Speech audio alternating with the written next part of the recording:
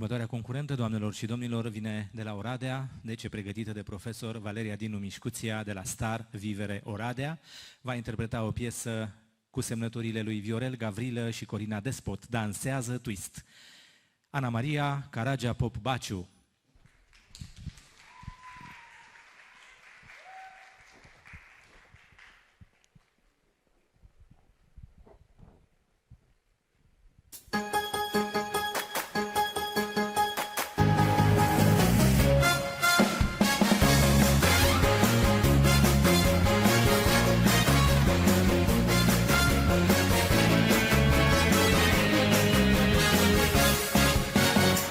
Toată lumea în picioare, astăzi învățăm un twist. E un vis, o încântare, dansul cel mai optimist. Ne mișcăm cu mic, cu mare, stânga, dreapta, 1, 2, 3. Da, da, da, poți să faci ce vrei. Dacă vei veni,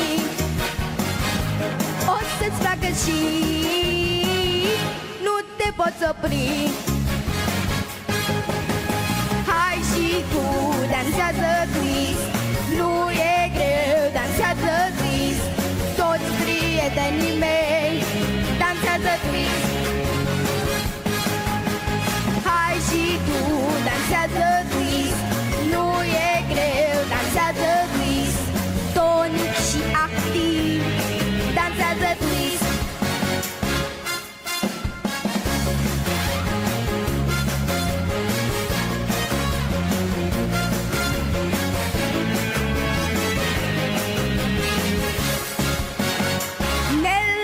Ușor pe spate și în față ne plecăm.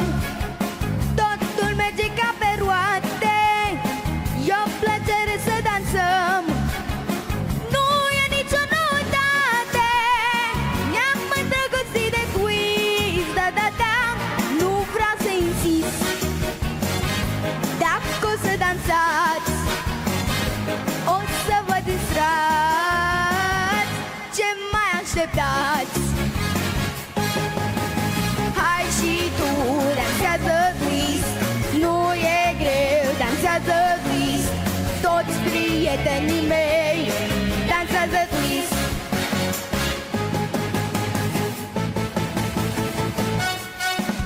Twist e dansul pe gustul meu. Cine spune că este greu?